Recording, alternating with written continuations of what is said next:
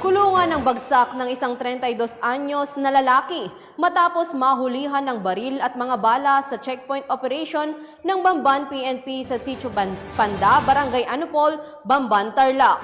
Nakibalita dyan si Patrolwoman Maria Ela Garcia.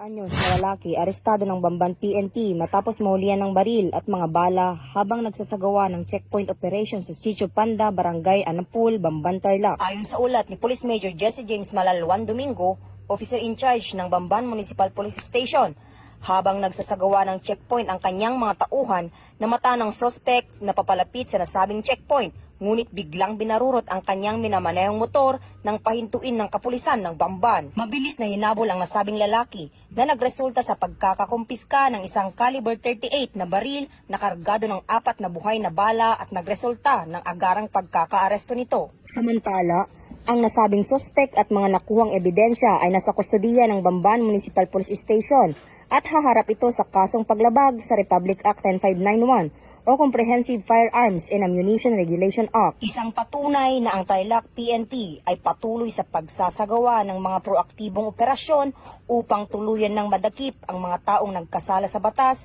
para sa hinahangad na maunlad at mapayapang bagong Pilipinas. Mula dito sa Tarlac Police Provincial Office, ako ang inyong PNN correspondent, Patrolwoman Maria Ela Garcia, alagad ng batas, tagataguyod ng balitang pulis.